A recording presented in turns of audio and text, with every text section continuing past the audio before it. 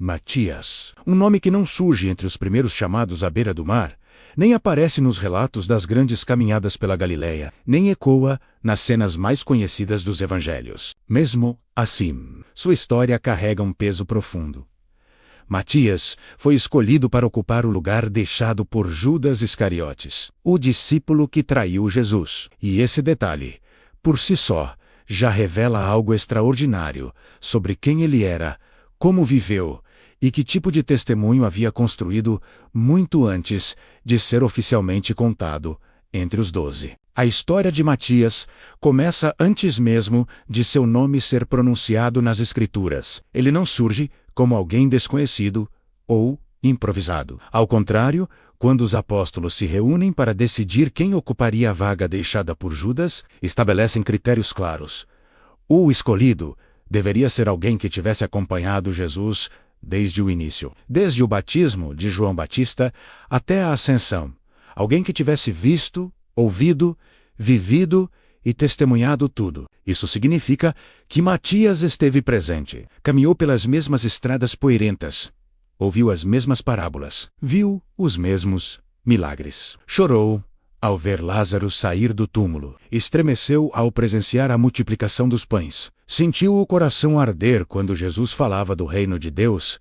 Mesmo sem ocupar posição de destaque, ele viveu intensamente cada momento. Matias foi, antes de tudo, um discípulo fiel, antes de ser um apóstolo reconhecido. Após a crucificação de Jesus, os discípulos se encontram despedaçados, feridos, confusos, a dor da perda ainda está viva. A vergonha da negação de Pedro pesa, o trauma da traição de Judas assombra a todos. Mas ao mesmo tempo, algo novo começa a nascer. Jesus ressuscitou. Ele apareceu, falou, restaurou, prometeu o Espírito Santo. Deixou uma missão. É nesse contexto que Pedro se levanta entre os irmãos e declara que as Escrituras precisavam se cumprir. O lugar de Judas não poderia permanecer vazio. O colégio apostólico deveria ser completo novamente. Não por formalidade, mas porque Jesus havia estabelecido os 12 como fundamento simbólico do novo Israel. 2 nomes surgem como possíveis. José, chamado Barsabás, também conhecido como Justo, e Matias, ambos atendiam aos critérios. Ambos tinham história. Ambos tinham testemunho. Ambos haviam caminhado com Jesus desde o começo. A decisão, porém, não seria puramente humana. Os discípulos oram, pedem que Deus, que conhece os corações, revele quem ele havia escolhido. Em seguida, lançam sortes, e a sorte cai sobre Matias. Não há descrição detalhada de sua reação. Não existe registro de palavras, lágrimas ou gestos. Mas podemos imaginar o impacto daquele momento. Matias não foi escolhido antes da crucificação. Ele não recebeu um chamado público como Pedro ou Mateus. Sua escolha acontece depois da ressurreição, já na expectativa do Pentecostes. Ou seja, ele é chamado em um tempo em que seguir Jesus significava mais do que nunca assumir riscos reais. Não havia mais multidões celebrando milagres. Não havia mais Jesus fisicamente ao lado, acalmando tempestades ou silenciando acusadores. Havia perseguição crescente, havia ameaças, havia o risco constante de prisão e morte. Ser escolhido naquele momento não era um privilégio confortável, era um chamado para a cruz. Podemos imaginar Matias sentindo o peso dessa responsabilidade. O lugar que ele ocupava não era apenas uma vaga, era a memória viva de alguém que falhou de forma trágica. Era um lembrete constante de que até os mais próximos podem cair, mas também de que Deus restaura, reconstrói e segue adiante. Matias passa a caminhar agora como um dos 12. Não como substituto inferior, não como remendo, mas como alguém plenamente integrado ao grupo, reconhecido pelos demais e confirmado por Deus. Pouco depois o Espírito Santo desce sobre todos no dia de Pentecostes. Matias está ali, sente o vento impetuoso, é cheio do Espírito. Fala com ousadia, testemunha a mensagem da salvação. A partir desse momento, sua vida muda para sempre. Se antes ele já seguia Jesus, agora ele se torna proclamador público do Cristo ressuscitado. A tradição cristã antiga afirma que Matias se dedicou intensamente à evangelização. Alguns relatos indicam que ele pregou na Judéia, na Síria, na Capadócia e até em regiões da Etiópia. Outros mencionam áreas próximas ao Mar Cáspio. Todas as tradições convergem em um ponto. Matias foi um missionário incansável. Ele não permaneceu confortável em Jerusalém. Ele foi enviado levou a mensagem a povos que nunca tinham ouvido falar de Jesus.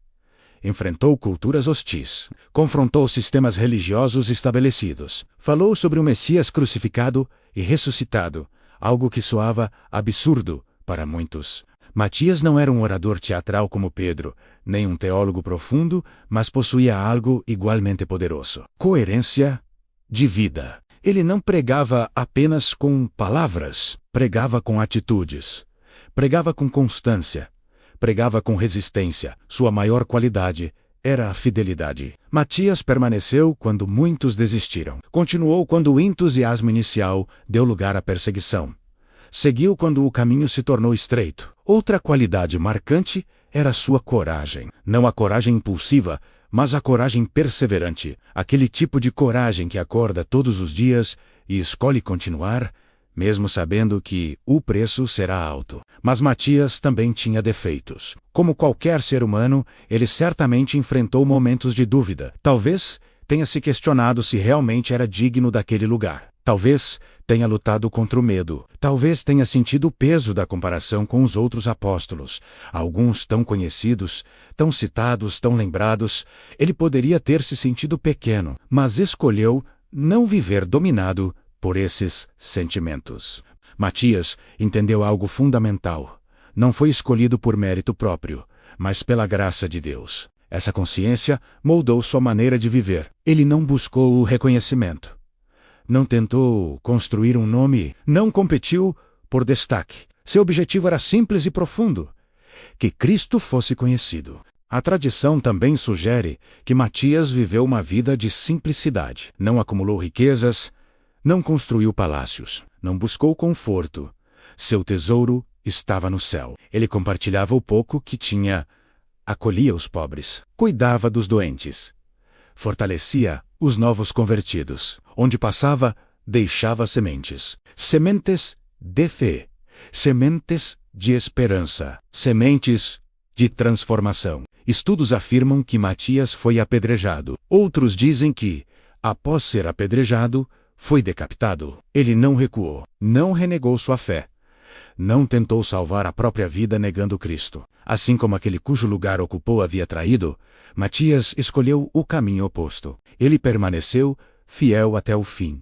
Sua morte não foi em vão. Cada gota de sangue derramada foi testemunho. Cada dor suportada tornou-se proclamação silenciosa de que Jesus vale a pena. Matias não escreveu um evangelho, não deixou cartas registradas, não protagonizou grandes discursos preservados nas Escrituras, mas deixou algo talvez ainda mais forte: uma história de constância. Ele nos ensina que nem todos são chamados para os holofotes, mas todos são chamados para a fidelidade. Que nem todos terão seus nomes repetidos em sermões, mas todos podem ser lembrados no céu. Que Deus vê aqueles que caminham com Ele, mesmo quando ninguém está olhando. Matias prova que o reino de Deus não é sustentado apenas por grandes líderes visíveis, mas por homens e mulheres que permanecem firmes, dia após dia, fazendo a vontade de Deus. Ele começou como discípulo entre muitos, terminou como apóstolo entre os 12 e viveu como servo até o último suspiro. Sua história é um lembrete poderoso. Deus não escolhe apenas os mais famosos, não chama apenas os mais eloquentes, não usa apenas os que parecem mais preparados. Ele escolhe os fiéis. Matias foi fiel quando ninguém o via. Foi fiel quando não havia títulos. Foi fiel quando não havia aplausos. E por isso, no tempo certo, Deus o chamou. Hoje, quando seu nome é mencionado, talvez seja apenas como uma nota de rodapé para muitos. Mas no céu, seu nome está escrito entre aqueles que deram tudo por amor a Cristo. Que a vida de Matias nos inspire a caminhar quando for difícil, a permanecer quando for cansativo, a confiar quando não entendermos. Porque assim como Matias, cada um que escolhe ser fiel até o fim também ouvirá um dia: muito bem, servo bom e fiel.